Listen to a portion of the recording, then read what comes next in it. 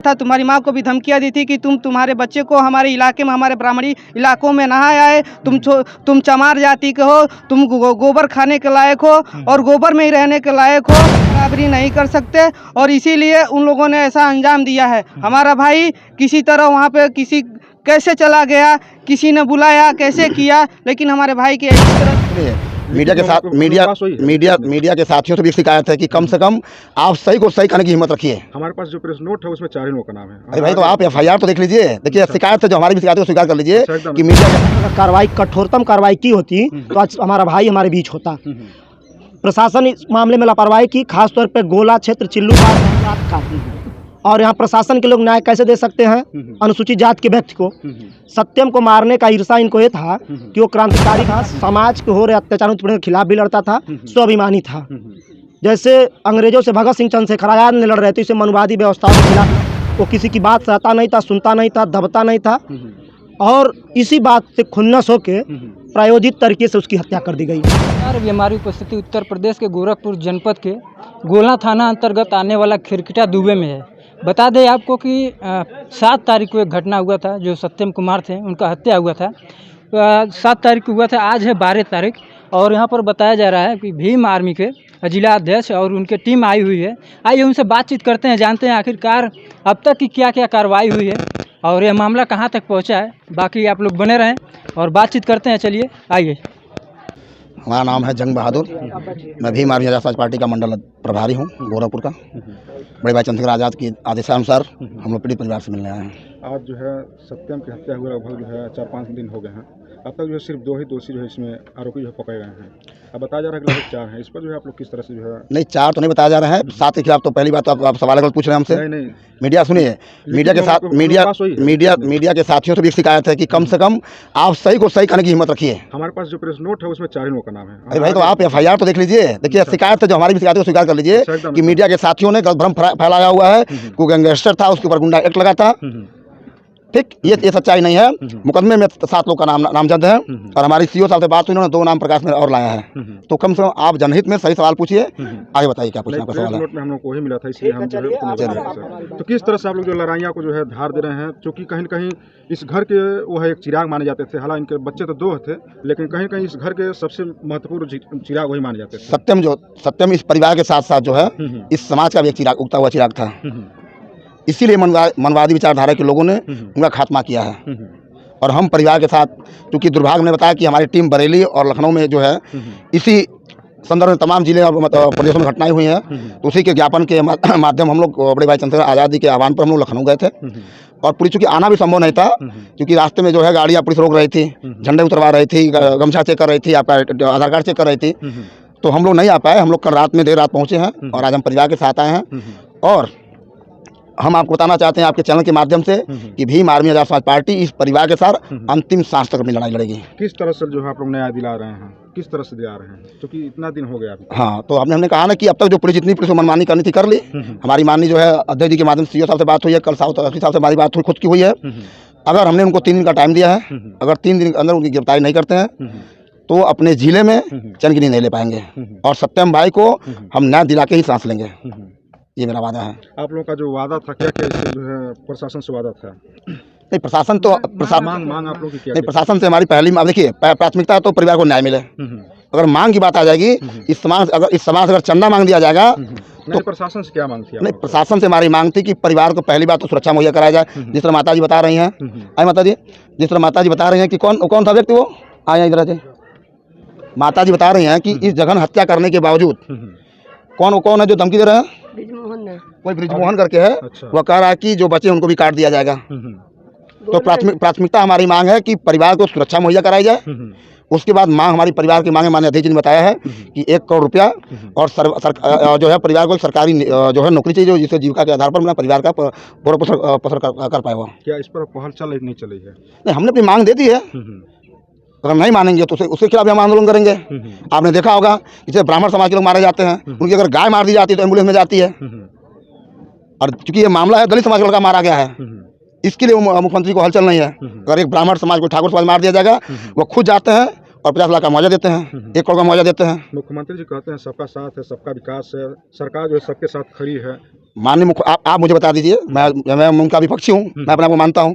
आप बता दीजिए कि बताइए सरकारी एम्बुलेंस उनको नहीं मिली, पहला सुन लीजिए पीड़ित परिवार के माध्यम से। दूसरी बात, आप दिखा दीजिए कि ये मुख्यमंत्री का गृह जनपद है ना, उनका एक दिखाइए ट्वीट कि इस घटना पे उनको चिंता व्यक्त की है, मैं मान जाऊँ।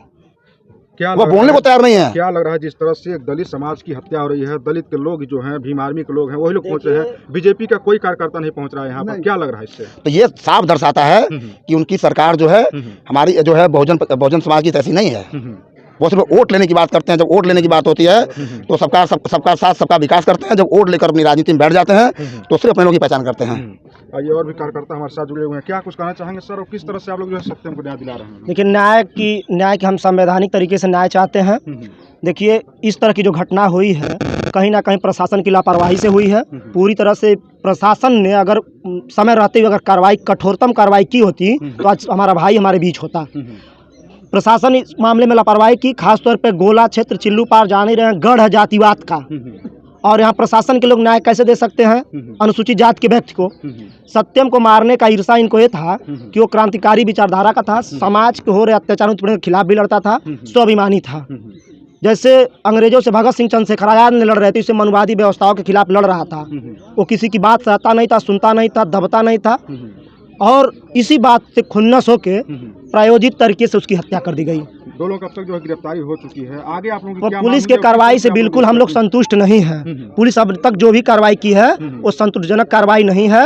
एफआईआर में 7 लोगों से नामजद एफआईआर दर्ज है, 2 लोगों का नाम और प्रकाश में आया है।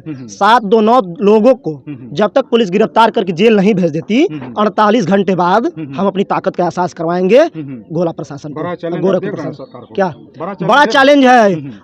ये चैलेंज जो है सीधा प्रशासन के लोग, मुख्यमंत्री के शहर से बता रहा हूँ। इस समाज के लोग, तमाम लोग इकट्ठा हैं, यहाँ भाषणबाजी करने नहीं आए हैं। खून का रिश्ता था उस भाई से, और यहीं पे सबको बुला लेंगे, पूरे प्रशासन को, तब बात होगी। अगर 48 घंटे में 7 लोगों को गिरफ्तार करके जेल नहीं भेज दिया गया तो 48 घंटे आपके मीडिया के माध्यम से प्रशासन के लिए संदेश भेज रहे हैं। ये हमारी माँ है, ये हमारे पिता हैं, जो सत्यम के माँ पिता थे।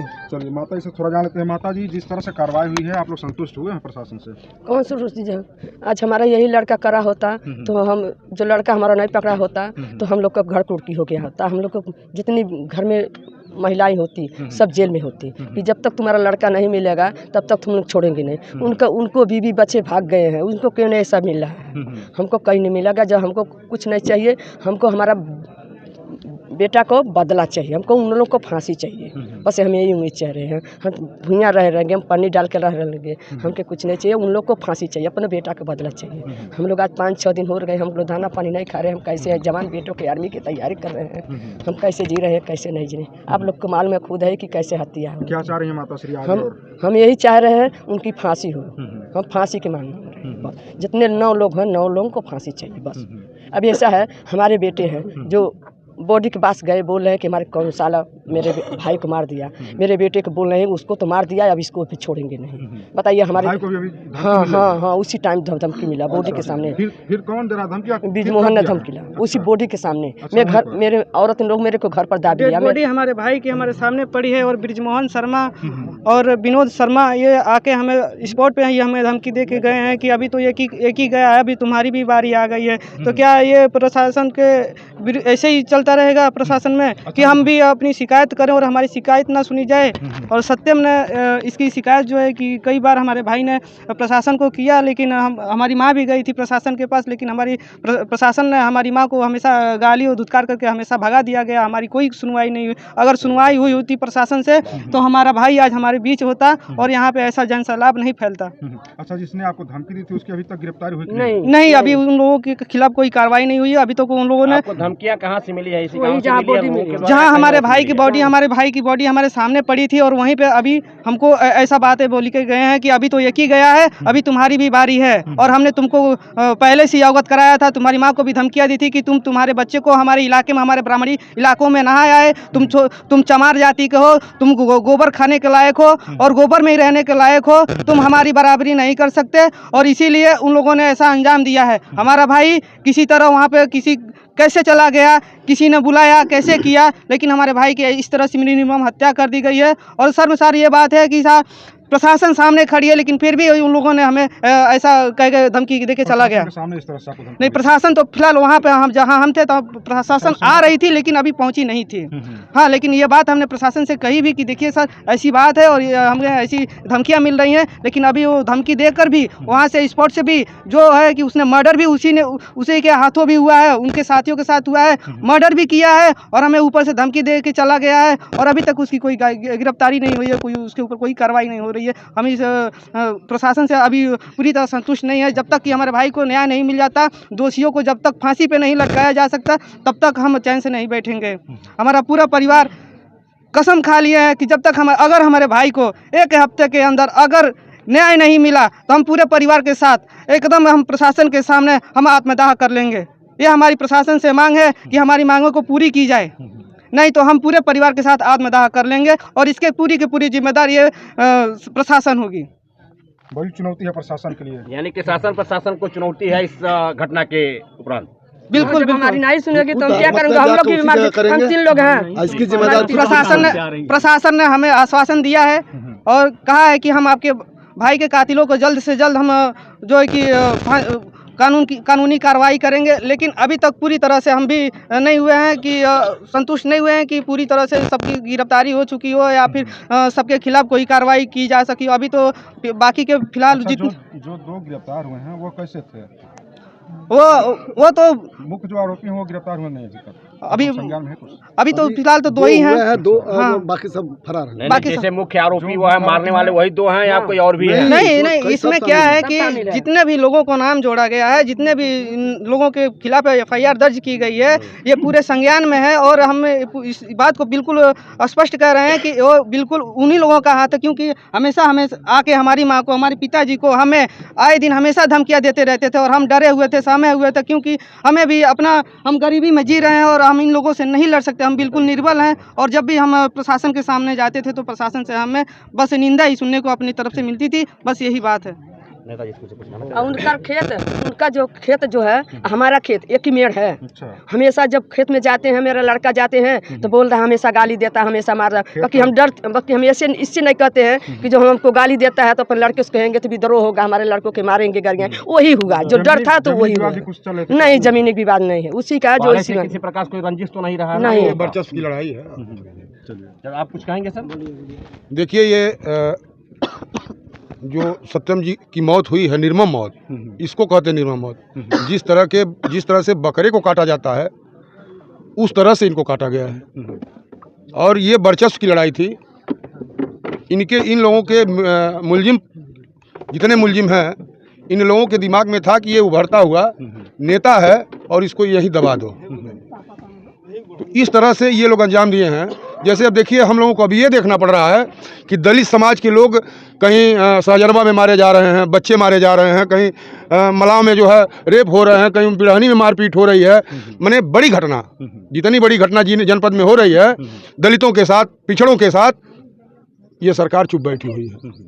लेकिन एक छोटी घटना अगर इन सबर समाज के साथ होती है तो उनके लिए सबर समाज कैंडल मार्च लेकर के दौड़ता है। और वो उसी तर्ज पर अगर 48 घंटा में जिलाध्यक्ष भीम आर्मी प्रिंस आज़ाद जी कहे कि 48 घंटा का समय अगर गिरफ्तारी नहीं हुई तो हम लोग कैंडल मार्च भी निकालेंगे और न्याय के लिए धरना प्रदर्शन भी करेंगे। चाहे हम लोगों को जितनी परेशानी झेलना पड़ेगा हम लोग झेलेंगे, लेकिन इस पीड़ित परिवार को न्याय दिलाकर ही रहेंगे। ठीक है, बहुत धन्यवाद।